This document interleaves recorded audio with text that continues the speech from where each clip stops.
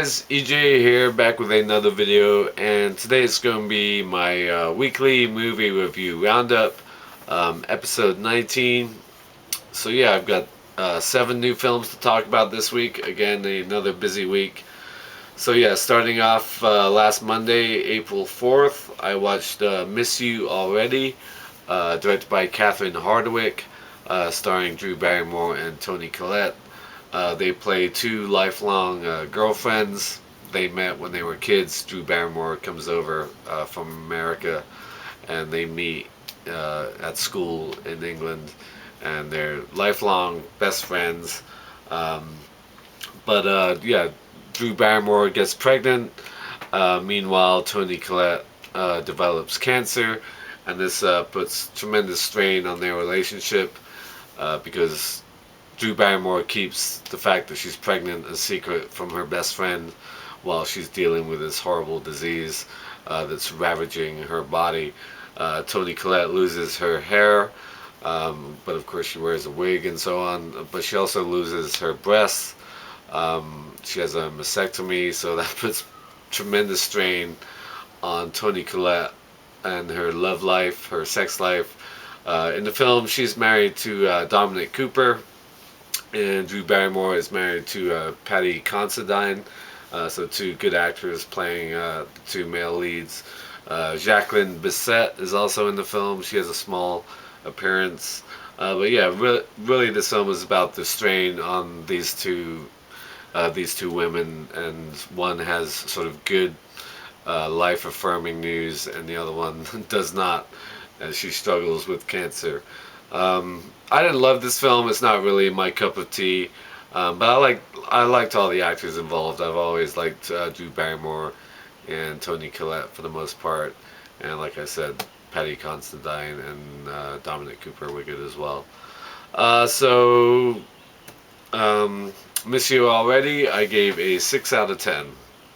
Alright, moving on to Tuesday, April 5th, I watched In the Heart of the Sea, directed by Ron Howard, of course, starring Chris Hemsworth. Yeah, really interesting film, set in 1820. Ben Whishaw plays the author Herman Melville, who comes to a small Massachusetts harbor town, whaling town, to talk to the last survivor of the Essex, a whaling vessel that went out into the ocean for, I don't know, 3 years or so. These whaling vessels went out to kill whales and get their blubber, their fat, to make whale oil, which basically lit the towns during the day. It was a big business, and this is the tale, of course, that it would inspire Melville to go ahead and write the one of the most great American epic novels, Moby Dick. Yeah, Chris Hemsworth is really good. I liked him a lot. He plays the first mate, who should be the captain aboard this ship. He reluctantly takes on the role of first mate, even though he's been promised by the investors and so on that he's going to get a captaincy one day. And the captain is played by George Pollard. He plays Benjamin Walker, sorry, plays George Pollard, the character's name. Cillian Murphy is also in the film. He's one of the guys aboard the ship. Brendan Gleeson is the guy who tells the story of this fateful voyage. He's the one talking to Herman Melville, Ben Wishaw's character, and Michelle Fairley, who of course was in Game of Thrones as Lady Stark, the mother Stark, who gets killed off in the Red Wedding. She plays Brendan Gleeson's wife. Yeah, really great looking film. I liked it from the get-go. The version of Moby Dick that I have, I think it's the 1956 version with Gregory Peck. I'm not a huge fan of that film, but this film really interested me. They go out to sea and hear about this great big white whale that took down this ship and they go after it, and the whale just completely kicks their ass and sinks their ship, and they're left stranded in the ocean on a couple of lifeboats. The rest of the crew, I don't know, there's about a dozen of them left, and they have to survive out in the water, just floating around. Kind of remind me a lot of scenes from Unbroken, or Life of Pi even. But yeah, really interesting. Some great looking shots. I really enjoyed this film. I thought it was great. I heard it didn't do too well, but I really enjoyed it a lot. So, In the Heart of the Sea, I gave a 8 out of 10. Alright, guys, moving on to Wednesday, April 6th. I watched Room, um, directed by Lenny Abrahamson, based on the novel by Emma Donoghue, who also wrote the screenplay. The film, of course, stars Brie Larson, who won the Academy Award for Best Actress this past year. Yeah, she plays a woman who's been held captive in a room, a woodshed, basically a room, for 7 years, since she was 17. And while she was being held captive, she obviously was raped by her captor, and now she has a 5-year-old son, played by Jacob Tremblay. And the two of them wake up every morning in this room, sort of live their life. They make do with the surroundings and the small space they have, cook horrible looking meals, and play little games and make stuff out of sort of the remnants of the supplies that their captor, nicknamed Old Nick, brings them. Eventually, they manage to escape. I won't say how, because it's a really good way that they escape. And the police find her, and they come and rescue her, and take the guy to jail, I assume, whatever. And the second half of the film is really the aftermath of Brie Larson, sorry, character, dealing with the fact that she's been locked up, and held captive all these years. Her family doesn't really know how to deal with it. Her mother is played by Joan Allen, and her father is played by William H. Macy, but they're separated or divorced. So she goes back home to her childhood home, where Joan Allen lives with her new husband. Yeah, that scene where William H. Macy doesn't even sort of acknowledge the kid is really something, because obviously he was made out of from rape, basically. Yeah, it's a really good performance by Brie Larson. That goes without saying. She's been a terrific actress for a couple years, and but overall, the film, it didn't really move me. I didn't really love it.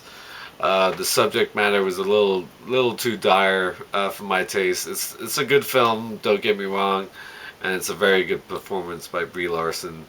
But something about the movie, the second half really, it sort of tailed off, because there's a whole media storm about there's people trying to do interviews with her, and her house is surrounded by the media and all that kind of stuff. I like the first half a lot more than the second half, I will say.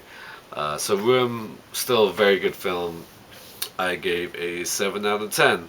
Alright, moving on to Thursday. I watched, Thursday, April 7th, we'll say. I watched Victor Frankenstein, directed by Paul McGuigan, starring James McAvoy and Daniel Radcliffe.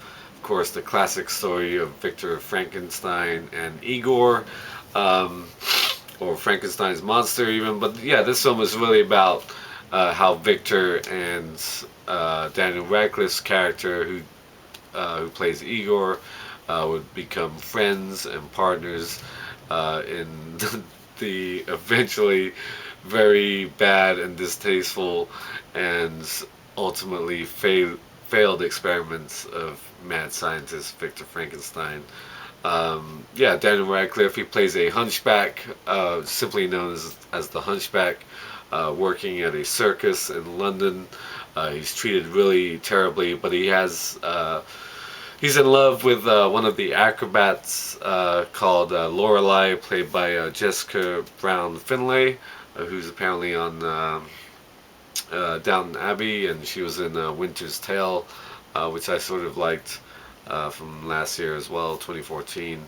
But yeah, she falls during a performance, and this whole time, um, Daniel Radcliffe, Igor, has been studying medicine, so he saves her life with the help of Victor Frankenstein, who shows up during that performance, and he's like, "Your talent is wasted here. I'm gonna rescue you and take you out of the circus." And of course, they become partners and friends, working together to create life out of death. First, they try it on some weird homunculus chimpanzee, which goes ape shit at a at the college at a college in London.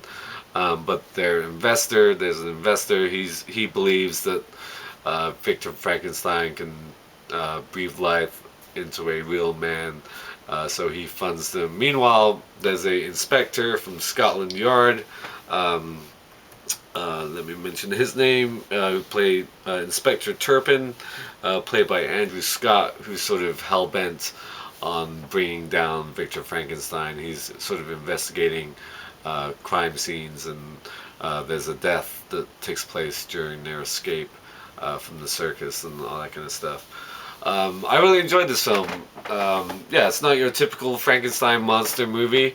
It's really is about the relationship between Victor and Igor, and I like the performances. James McAvoy was terrific as Victor Frankenstein. He brings this sort of great manic energy throughout the whole film to Victor Frankenstein, and you really sort of believe in him that he's doing the right thing. But of course, we know that his whole experiments are crazy, and there's a whole sort of conflict with God and meddling and that kind of stuff. But yeah, Daniel Radcliffe is terrific as well as Igor. I love the scene where they first get back to Victor Frankenstein's house, laboratory, whatever, and he's still in the hunchback, and Victor Frankenstein just like fixes his hunchback. He throws him up against the wall and sucks the pus out of his back, and that scene is just awesome. Yeah, I just love the whole energy of the movie, and yeah, as I was saying, I really enjoyed Victor Frankenstein, mainly because of the two main performances. Good looking movie, a lot of fun, a lot of great manic energy. So Victor Frankenstein, I gave a 7 out of 10. Alright, moving on quickly to Friday, April 8th, I watched Secret in Their Eyes, written and directed by Billy Ray. It's a remake of a Argentinian film called basically Secret in Their Eyes, El Secreto de sus Ojos. Yeah, good cast. Chiwetel Ejiofor plays sort of a former FBI agent, now a private investigator, who comes to LA, Los Angeles in the present day to revisit his old office, which is the district attorney's office. And there he finds Nicole Kidman. She's the new district attorney. And he's there to sort of tell his former co-worker, played by Julia Roberts, that he's found the guy that killed her daughter many years ago after 9/11. The film takes place over two time periods, like I said, present day, and then like 2002, when all three of them were working for the counter-terrorism task force, whatever, for the Los Angeles district attorney, and they were all investigating this mosque. And one day they find the body of Julia Roberts' daughter, young daughter, and the prime suspect is a informant, a Islamic informant, who's working with one of the other cops for this whole mosque, this sleeper terror cell. So that doesn't really make a lot of sense what I just said, but that's basically the basis of the movie. So the whole film is really Chiwetel Ejiofor trying to make right what happened all those years ago, because this guy, we don't know what happened to him. Apparently, he's been in the prison system all these years, and he finally thinks the guy that he sees one night on a computer screen is this guy, and he tells Julie Roberts and Nicole Kidman, this is the guy that killed Julie Roberts' daughter. Um, Meanwhile, the whole time, Chiwetel Ejiofor has the hots for Nicole Kidman, and who wouldn't? But she's been married this whole time, so there's this whole unspoken love connection. Yeah, good cast. Like I said, Alfred Molina plays the original district attorney back in 2002 when the murder took place. He has a couple of good scenes. Um, yeah, I like the actors in this film, especially Ejiofor and Nicole Kidman. Uh, Not a huge fan of Julie Roberts, and there's at one point she looks very tired in this movie. At the beginning of the film, when you see her before her daughter dies, you see her joking around with her colleagues and has a great sort of attitude. But the rest of the film, like in modern day, she just looks tired. And at one point, Chiwetel Ejiofor flat out says to her, "You look like you're a million years old," and that couldn't be more true. Not a great thriller. It was okay. I gave it a 6 out of 10. Alright, moving on to Saturday, April 9th. I watched Youth, directed by Paolo Sorrentino. Yeah, written and directed by Paolo Sorrentino. A film starring Michael Caine and Harvey Keitel. Michael Caine plays a former conductor who spends most of his time on vacation at a retreat in Switzerland, and there he has a friend played by Harvey Keitel, who's a film director. He's like working on a movie. Paul Dano plays a movie star who's also there working on this movie. And the whole time, some guy from the British government is there trying to convince Michael Caine to come out of retirement to conduct this orchestra for the Queen back in England. Yeah, this is a weird film. It's a beautiful film, I will say that. It's beautiful to look at. The sights and sounds, the music in this film, the final performance is something to behold.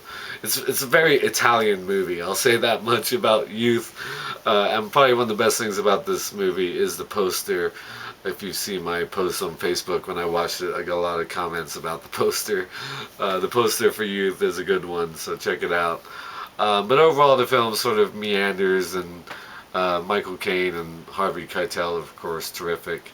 Yeah, there's like weird shots where we focus on this girl, masseuse, who has braces, and the whole film is kind of weird. But there's some beautiful imagery, like I said, and music at the end. The performance by the singer is really something. Yeah, interesting film. But I didn't love it. So Youth, I gave a 6 out of 10. Alright guys, finally, last but not least, last night, April 10th, I watched the Peanuts movie. Yeah, directed by Steve Martino. Of course, based on the great comic strip by Charles Schultz. The film was actually written by Brian and Craig Schultz. Of course, Peanuts, of course, Charlie Brown, and Snoopy and all the gang. Yeah, didn't love this film. I've always liked the Charlie Brown Christmas and the great pumpkin Charlie Brown. Always watch those at Christmas and Halloween and so on. So I like little touches and odes to that during this movie, with the music cues and stuff like that. Yeah, this film takes place, starts off with a snow day, and all the kids are outside playing around, trying to play hockey and all that kind of stuff. Yeah, Lucy yelling at Charlie Brown. And then the film is really about how how a new girl comes to school, a redhead girl. She's just called the redheaded new girl, basically. And Charlie Brown falls in love with her, and he wants to talk to her and that kind of stuff.